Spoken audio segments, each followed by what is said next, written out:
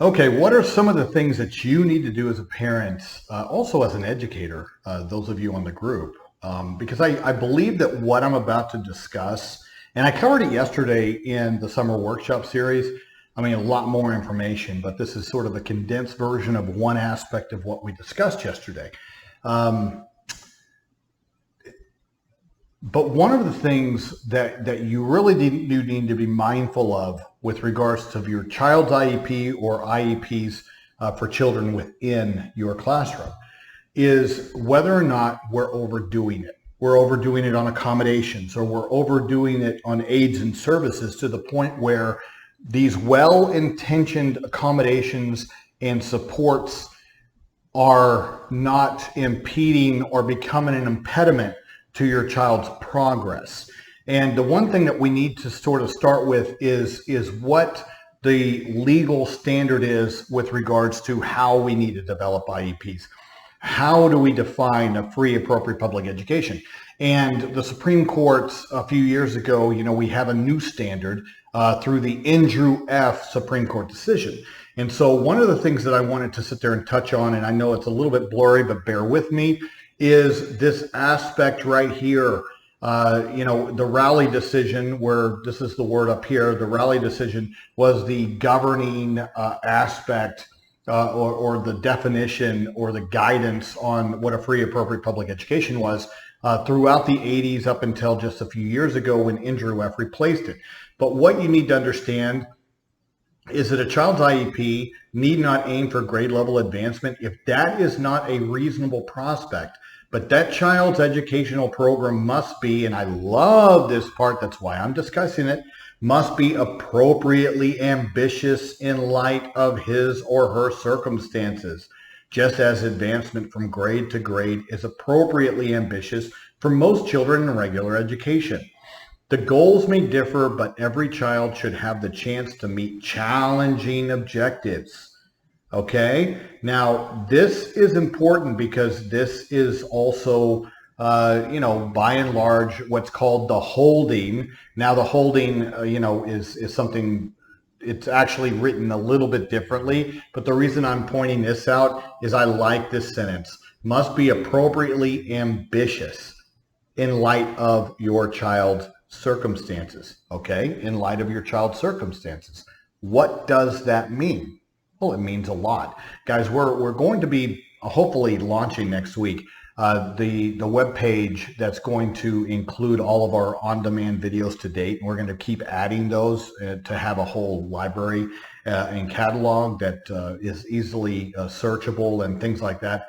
And I did a seminar, I think it was last year, on Andrew F. And broke that down from top to bottom, and we're going to include that. And I highly recommend that you view that, because it's important for you to understand what those terms mean in light of your child's circumstances. And I think the Andrew F. decision was timely. It was needed. But what I also like is that your IEP needs to be ambitiously developed in light of those circumstances. So how does that relate over to what I'm talking about, to where prior to the beginning of the school year, you need to do your job as a parent of sort of taking an assessment, another assessment of your child's IEP, because this is where I'm seeing a growing problem that becomes an impediment, especially when it comes to specific learning disabilities like dyslexia. I'm really seeing it there.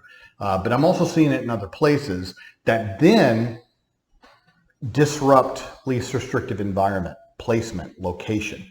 But then on dyslexia, it disrupts being able to accurately determine whether your child has an IEP that's been ambitiously designed in light of your child's circumstances for them to make tangible progress from grade level to grade level, and try to catch their peers with regards to their reading levels and math levels. And you sit there and you go, well, how is that related? What are these obstacles? James, we're just on the edge of our seat. What are they? Okay, well, this is what they are. Because I took these, I cut and pasted, and I shared the slide yesterday, but I'm going to share it here today. These are actually cut and paste from, and yes, I have somebody's name, but guys, I put Bobby in there. Nobody, very few people name their child Bobby today, if you haven't noticed. So I did change one name, but I did cut and paste these from actual IEPs.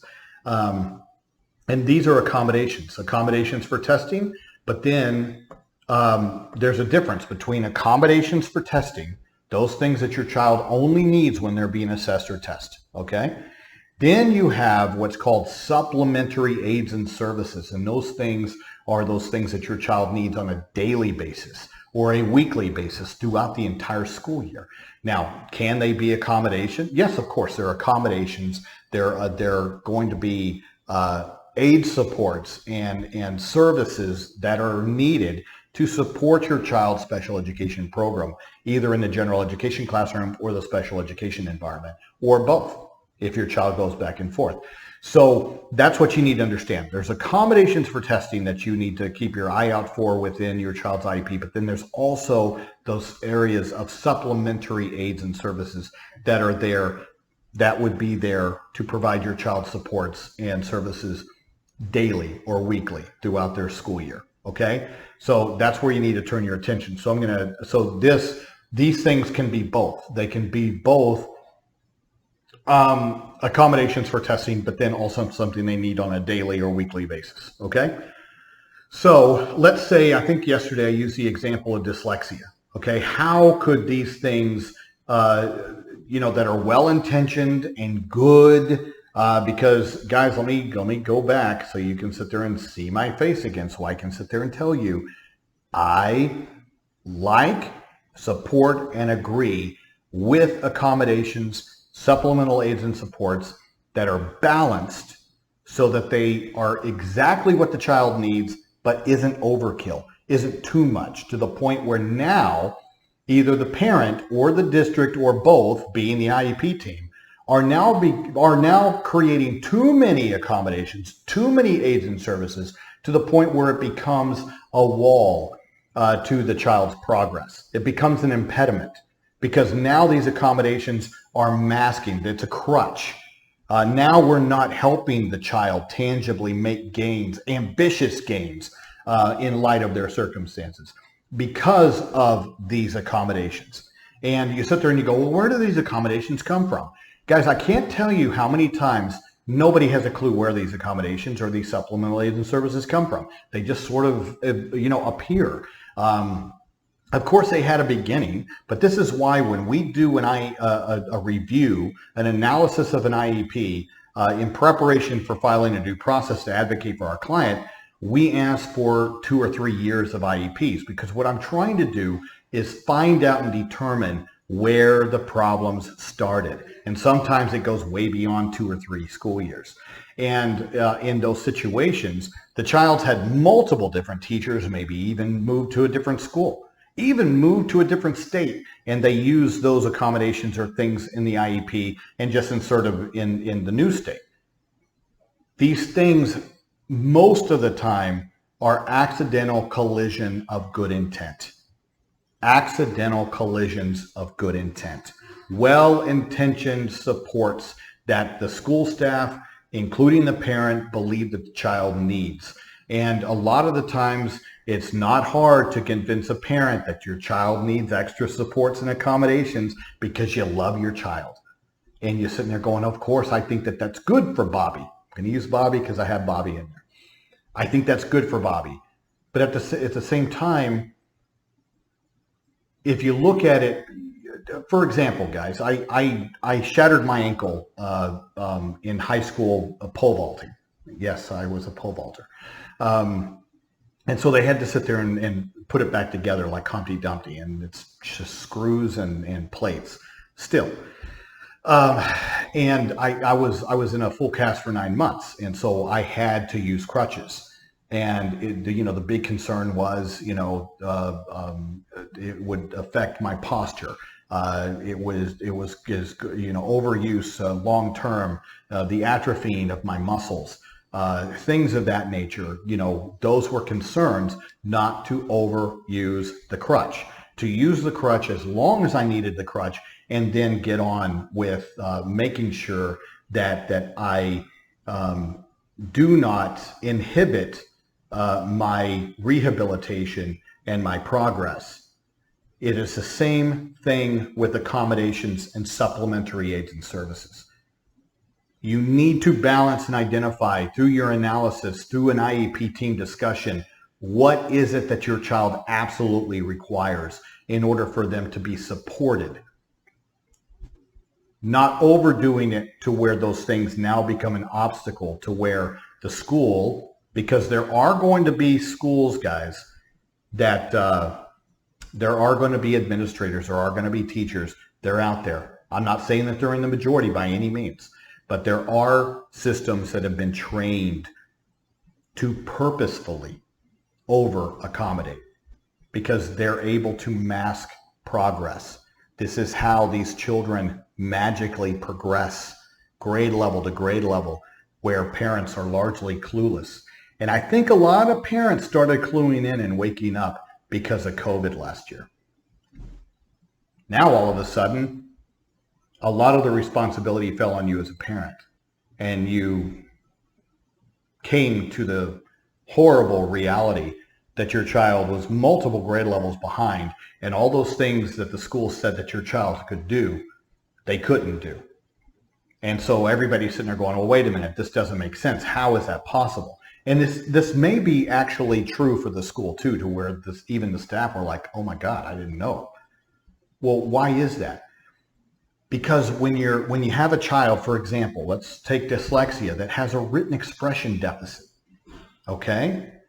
Fluency issues, those kind of things, that using the right peer-reviewed, scientifically based program, they can remediate, they can improve those skills. They can improve, they can make gains, tangible, ambitious gains. But what ends up happening is that the school ends up coming in and they allow for things like testing or tests read aloud to them, or them giving verbal answers instead of having to write them down. Yes, writing them down is part of the child's deficits in written expression, for example. But at the same time, if you're allowing the child by over-accommodating to provide verbal answers, and let's say you're tracking your child to college, how is that helping your child? How are we gauging tangible progress, ambitious in light of their circumstances? And I can't tell you how many times I have situations to where parents go to an IEP meeting and they're saying, my kid's 3-4 grade levels behind, and the school staff is going, your kid's making A's.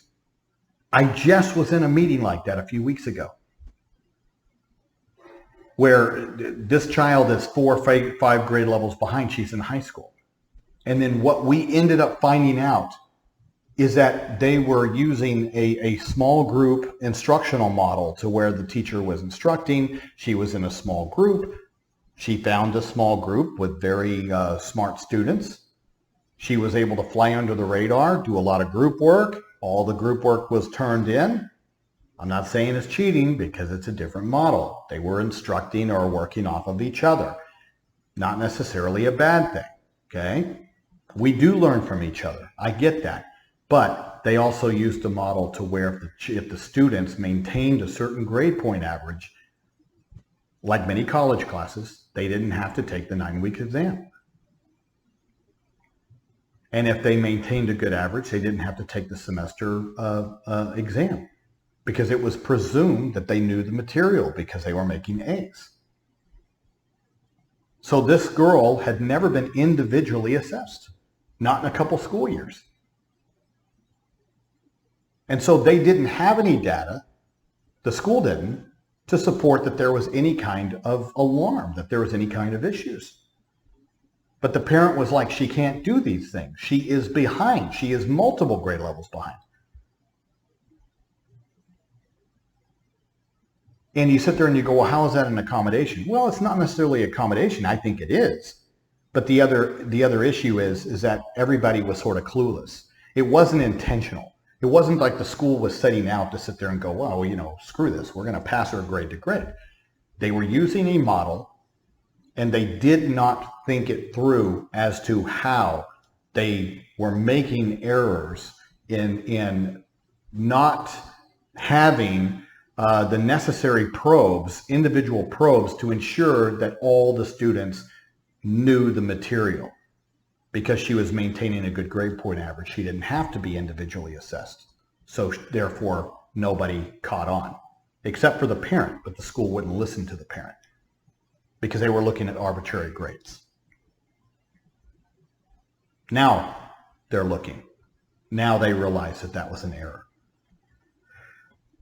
So my point being is that these tend to be accidental things.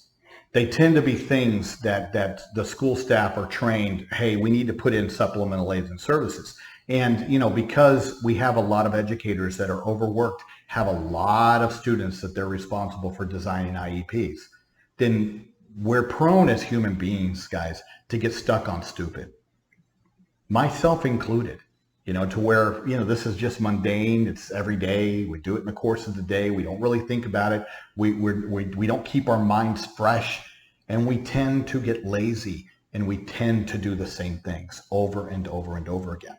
That is why I'm doing this video, to wake you up, shake you into some reality as a parent and also as an educator, that you need to be mindful that we are overusing and inserting too many accommodations and too many supports for our kids, to the point where it is now becoming an impediment to being able to gauge your child's progress, to be able to develop IEPs that are ambitious in light of their circumstances, because we're suppressing that through accommodating them to death, through the overkill of supports. Now, who gets the credit for your child's progress? Well, the school staff. And they have 100% of the duty to provide your child with a free and appropriate public education. And once again, I'm not saying that it's malicious. There are some school districts where it's intentional, it's designed that way, and it is malicious. Most schools, though, it is not that way. But it doesn't mean at the end of the school year that they're not saying, hey, your child made progress. And you're going, my child made a half of a school year progress in reading. And my kid's four grade levels behind their peers. So don't sit there and go, well, you know, we made half of the school year, but that means that your child is now, they're still moving to the next grade the next year. And they've only made a half of a year gain. So that means that they're now 4.5 grade levels behind instead of 3 grade levels. And so it's just one of those things to where the school will take credit for any kind of progress, and then you're frustrated as a parent.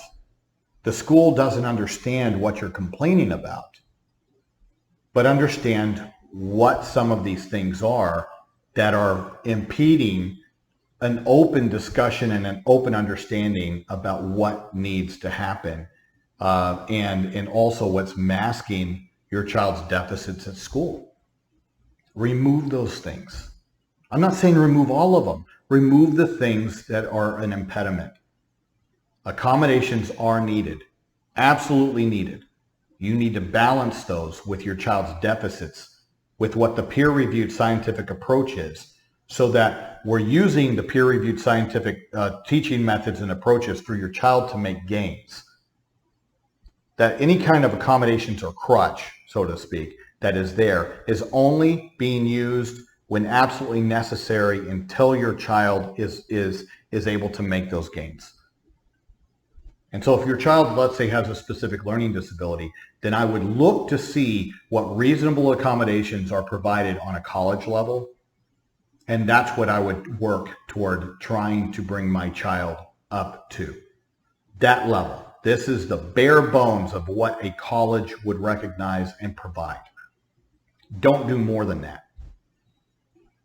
And then focus on what the wording is to make sure that you're developing an IEP that is ambitiously developed and ambitious enough to where your child is making tangible gains in light of their circumstances and not artificially suppressed because of the overuse of accommodations. Now, I'm going to just have this screen to where you can pause and look at this. It's not that I need to shut up. I guess if you have it paused, you don't hear me anyway, right? But it's something to where these are examples. Yours may be written differently, but you do need to be conscious enough, aware enough to think through how these things could potentially be used or misused or overused to where it's overkill, to where it would impact your child's location of services, which goes into least restrictive environment, the use of peer-reviewed scientifically based tools, all of those things. It would be important for all of those considerations.